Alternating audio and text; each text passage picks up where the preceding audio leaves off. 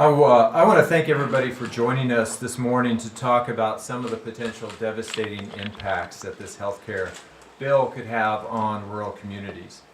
When you visit places like New Mexico, like Clayton and Santa Rosa and Raton, as I did last fall during a rural healthcare listening tour, you see right away the vital role that hospitals and health clinics play in rural communities. In most cases, these hospitals are literally the only healthcare providers for many, many miles in any direction.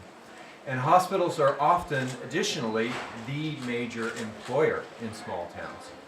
As a Medicaid expansion state, New Mexico has seen some pretty dramatic gains in coverage for the folks that these health providers serve. And I have heard from many New Mexicans who have told me how access to health care coverage has helped their families and in some cases even saved their lives.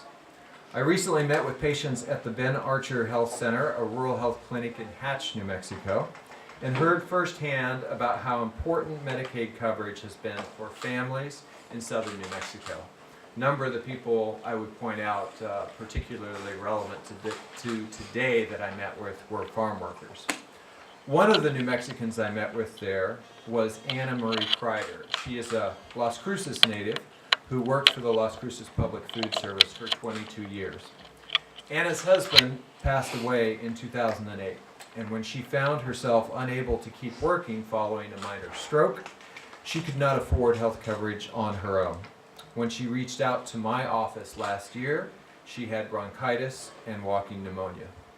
My staff helped Anna enroll in Medicaid, and today she's able to access the care that she needs. But stories like Anna's illustrate just how important Medicaid and health coverage in general is to the hardworking people of New Mexico and to rural states across the country. The Joint Economic Committee, where I serve on as ranking member, is releasing a report today about the devastating impacts that TrumpCare will have on rural health care in states like New Mexico. Medicaid expansion and the need-based tax credits for individual health care markets plans in the ACA have been critical financial lifelines for rural health providers. Rural health providers face enormous challenges because it is financially difficult to provide care to populations that live in vast spaces and are generally older, poorer, and more prone to chronic diseases than those in urban areas. Over the last 5 years, we have seen incredible health coverage gains across New Mexico, particularly in the rural and tribal communities. That means that instead of seeing uninsured patients coming into the emergency department with expensive medical emergencies, rural health providers are able to help patients live healthier lives with a preventive medicine approach and access to primary care. And when medical emergencies do arise, New Mexicans have coverage that helps rural health providers cover those expenses. If we throw away the coverage gains from the ACA, these rural health providers may very well have to close up shop. Right now, more than 1/3 of rural hospitals are already at risk of closure. But if you look at where the hospitals that have been forced to shut down are, they're almost all in states that didn't expand Medicaid. If rural hospitals shut down, healthcare delivery in rural New Mexico would be destroyed. And the economic impact in rural states like ours would be severe. It's estimated that when a single hospital closes in a small rural community, nearly 100 jobs are lost, taking more than $5 million out of the local economy. We shouldn't allow the president and Republicans to wreak this kind of chaos and deny whole communities in New Mexico accessible health care facilities. We need to stop this disastrous health care bill in its tracks, and let's be blunt. This isn't so much a health care bill. Rather, it is more a tax cut for some very wealthy individuals masquerading as health reform. It's time to turn the page on repeal and replace, so that we can get to work on actually fixing the numerous things in the current healthcare system that clearly do need work. And with that, I get to introduce Senator Bob Casey, who has been a fantastic ally on this issue and has been doing great work in the state of Pennsylvania, which has its very own rural health bent to it. Thanks, Senator Heinrich. I want to thank Senator Heinrich for this report and the work of the Democrats on the JEC. It's good to be with, as well, Senator Udall, Senator Franken on this issue. I'll pick up right where Senator Heinrich left off. This really isn't, in some ways, a health care bill. Usually in a health care bill, you're providing health care, you're improving it. This is a scheme to give very wealthy people even more. Remember in the last analysis of, or I should say the analysis of the last bill, Gene Sperling, who worked for both President Clinton and President Obama, said that the top 400 Americans would get $7 million each. 400 top earners get $7 million each. And the top 0.1%, that group of really struggling Americans, would get would have a tax break of $197,000 each. So it's a tax cut bill for the super rich to set up tax reform to give more tax breaks to the super rich in tax reform. That's what this is all about. So it's not repeal and replace when it comes to the health care debate. It's repeal and decimate. In my home state of Pennsylvania, we've got 48 counties out of 67 that are considered rural. In 28 of the 48, the local hospital is the #1 employer or the #2 employer. And in many cases, if you added the third top employer, you'd have even more counties. So that's what this is about. And I don't think a lot of people in Washington know that the percent of folks in rural communities that are dependent upon Medicaid is actually higher than the urban numbers. 23% of rural Americans are insured by way of Medicaid. Just giving an example, in my home state, we've got almost 280,000 people who live in rural counties who receive Medicaid. So this is really a Medicaid healthcare access issue, but it's also a jobs issue, as I outlined. So we have to not just call it for what it is, but we have to do everything we can to stop it in its tracks, because it's clear that the president, even though he campaigned as a populist, talking about never touching Medicare, Medicaid, and Social Security, has completely violated that promise. And secondly, it's clear now that he's deferring to the far right on virtually every domestic issue. And he's deferring to the far right, letting them write a health care bill that he intends to sign. And I would say to those of us who are advocating on these issues, we should not expect or depend upon Senate Republicans to make it much better. This is still repeal and decimate, virtually no matter what they do, even though they might shine it up a little bit, add a little money here and there, and call it a much improved bill. So we have to make sure that we're continuing to make the case that this is a healthcare issue, it's also a jobs issue, and the devastating impact of a hospital closure in a rural community we don't even want to contemplate. It's so bad, and rural America has already had a very tough couple of years digging out of the recession and having so many other challenges. We don't need to take steps here in Washington that will make life in rural America even harder. And I know I may have some follow-ups. I got to run, but you have capable colleagues behind me that can answer the difficult questions. But I want to thank Senator Heinrich for this opportunity. Thanks, Bob. Thank you, Bob. Bob, thank you for that rousing introduction as you go out the door. Tell you all. Senator Heinrich, I thank you very much for organizing this press conference and really appreciate the work you're doing on rural health care, and in particular your leadership on the Joint Economic Committee. New Mexico is one of the most rural states in the country, and New Mexicans have a lot to lose if we replace Obamacare with TrumpCare. When he was elected President Trump promised he would provide health care for everyone. That's a really solid promise he made. But President Trump and our Republican friends have turned their back on that promise. The Republican health care proposal would put insurance companies back in the driver's seat, and that means less quality and more cost for all of us. Rural communities and low-income people with medical conditions would be the hardest hit. Senator Heinrich, no doubt you speak to hospital administrators across New Mexico. We have the fine Dr. Robert Rosenberg here with us also. I check in with those hospital administrators. They really know what's going on in their communities. And I want to pick one administrator to give you an example. Her name is Christina Campos. They're in Guadalupe County, New Mexico. She's been raising alarm bells about the impact of rolling back the Medicaid expansion on her patients. Christina is a very smart person, and I listen when she gives advice. Christina is urging me to protect access in rural areas, and she's afraid of what will happen to her hospital if the hospital closes. Before the ACA, New Mexico had one of the highest rates of uninsured in the country, 19.6%. That rate has been cut in half to 8.9%. Christina says her hospital's uninsured payer rate declined from 14% to 4% from 2014 to 2016, thanks to Obamacare. And the uncompensated care decreased 23% in that same period. Guadalupe County is one of the smallest counties in the state by population. If that hospital closes, the closest hospital will be over an hour away. And not only would closed hospitals mean less access to health care, it would hurt the economy. In rural areas, hospitals are a big employer. If they close, the rural economy takes a hit too.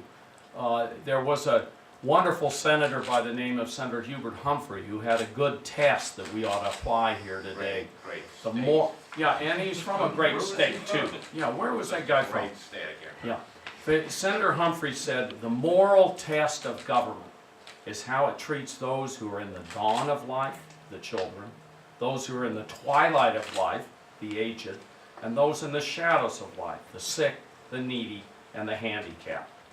TrumpCare fails on the moral test of government on all counts. Thank you very much, and with this, I'm going to introduce Al Franken, who's from that great state of Minnesota also, and I think he's known as the funniest guy in the Senate, and it's always good to appear with him because I love to hear his jokes.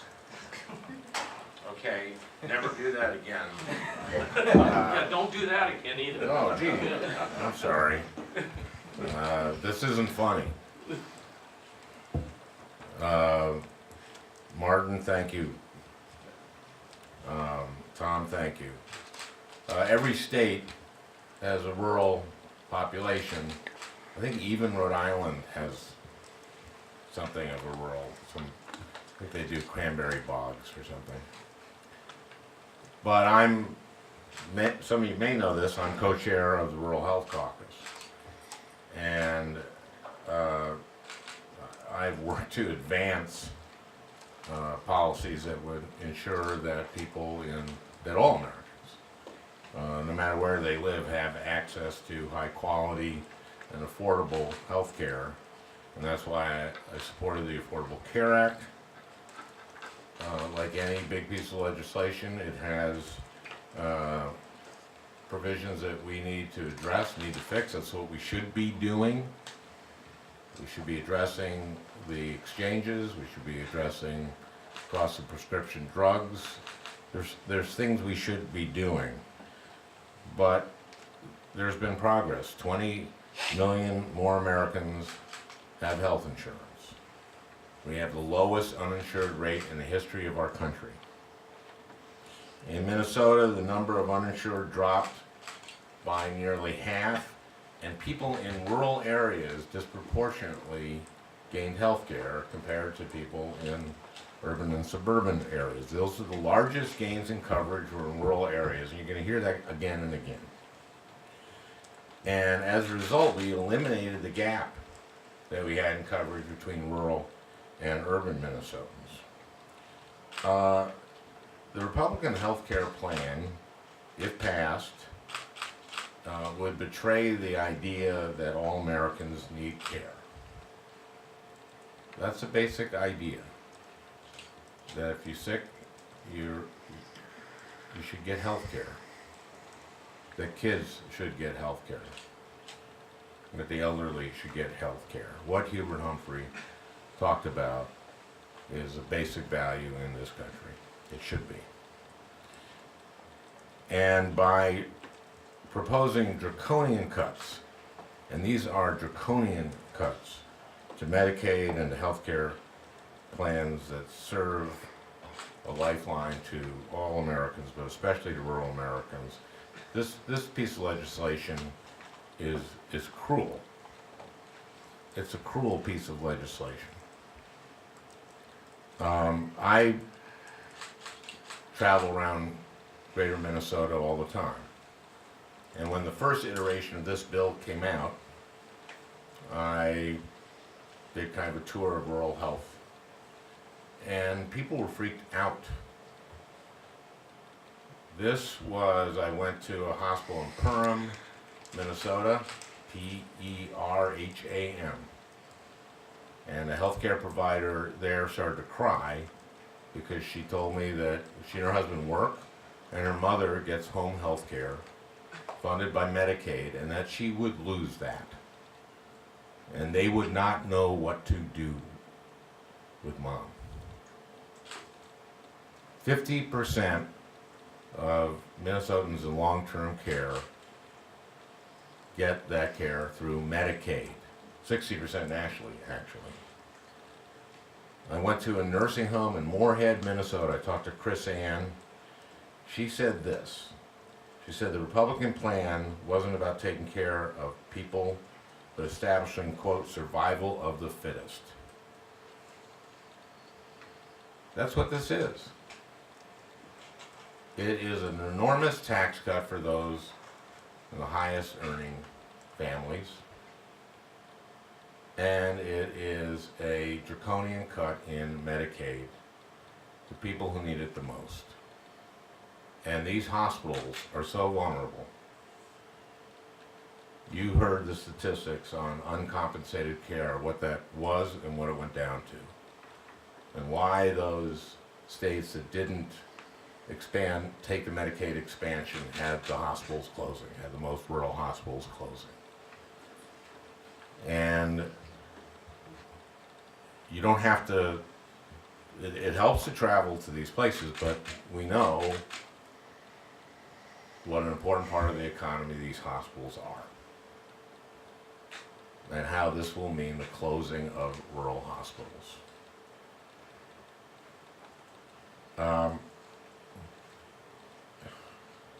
There are more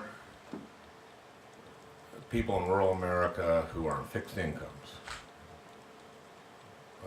They are older and sicker than populations in the suburbs and in the cities. We know that rural Americans are more likely than their urban counterparts to receive coverage from both the individual market and Medicaid. So the Republican, under this plan, nearly 3 million rural Americans could lose coverage by 2020 if the bill passes. This is worse than the first iteration of this bill, where I went and people in rural America were uniformly freaking out about this at every roundtable I did. In fact, the earlier iteration of this had a 17% approval from the American people. A friend of mine told me, when I told him that, said 17% is the number of Americans who have said they've seen a ghost. I had that fact checked by somebody at CNN, and I was wrong. It was 18% have seen a ghost. 1% more have seen a ghost than were for this package. Before it got worse. Before it got worse. This is cruel. This is something that we have to fight. We need to do what Martin said. We need to address the pieces of ACA that are not succeeding. We need to bring down pharmaceutical costs. We need to get competition in the marketplace. That's what we need to do. So let's bring up somebody who has been helpful in my office because I'm co-chair of the Rural Health Caucus. Pat Roberts is the other co-chair. John Gill, who is president of the National Association of Rural Health Clinics. John?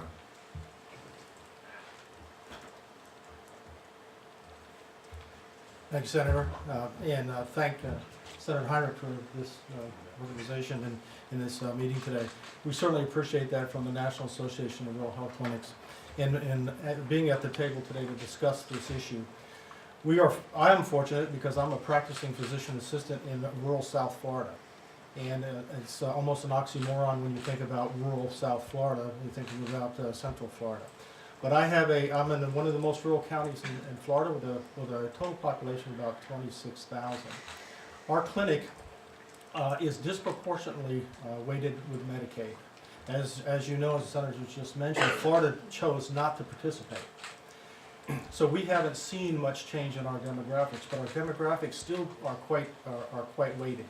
We have over 30% of Medicaid compared to our colleagues that are fee-for-service clinics, non-rural health, that see about 3%. 20% are Medicare. We have about 15% uninsured. About 8% of that is uncompensated care. So if you look at that and you see how a rural health clinic runs, and that's kind of a generalized picture of a rural health clinic, they struggle as it is. Reductions in the Medicaid program would be devastating. Rural health clinics are truly the three-legged stool. We have we support part of that three-legged stool. It's the clinics, the hospital, and the community.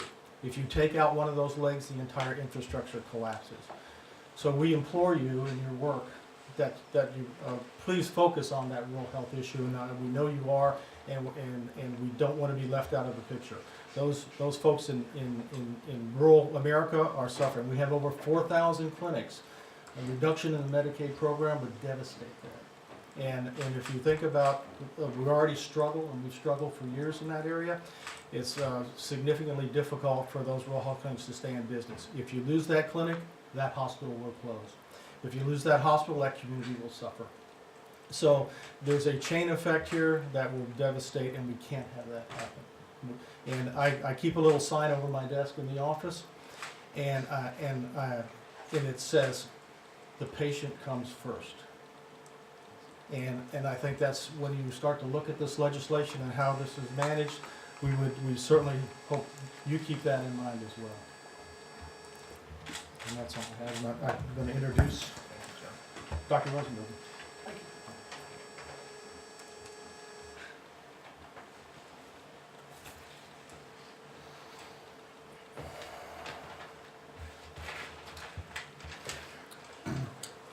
I'm Dr. Robert Rosenberg. I'm a radiologist from Albuquerque, New Mexico. I specialize in mammography and breast cancer diagnosis, and I work in a large healthcare system that's centered in Albuquerque. But besides Albuquerque, we provide services to several rural hospitals in New Mexico, places like Socorro, TrumpCare's, Espanola, and Clovis. So I have experience collaborating with doctors in these small rural areas, and it showed me that they're already under pressure. With the current workload, I recently reviewed images from a patient and immediately referred the patient, who I thought had breast cancer, to a surgeon for care. And he made it clear that there are already too few providers in that region, and that these are hospitals that are already hour or several hour drives away from other centers. So it's obvious that cutting coverages like Medicaid will seriously hurt healthcare access to many rural residents and undermine the viability of the hospitals. And I think these communities need more help, not less. Thank you. And with that, I think we'll open it up to questions. But one of the things you'll see in the report is that just top-line issues, when you look at the things that have really been either helpful to rural America or troubling, Medicaid expansion has really allowed us to see a much larger percentage of the population covered. That puts rural health infrastructure, clinics and hospitals further into the black instead of being into the red, and keeps their doors open. The opioid epidemic, this legislation would result in a reduction in services at a time when that is literally devastating rural America. And we certainly can't lose our clinics and our hospitals. So with that, we'll open up for questions. You don't actually expect this to pass in its current form, so is this more kind of a reflection Well, I think of Trump's values and the Republican values? I think it needs to be clear that there's an enormous contrast between what the president ran on and what he promised the American people, and the kind of legislation that is being crafted in Washington, D.C. And that is incredibly important, and I think there is a risk here of starting with an absolutely terrible, even cruel bill, as Senator Franken, I think was the word he used, and seeing that improved marginally, and then that viewed as progress. We are starting with a product here that is fundamentally unsound.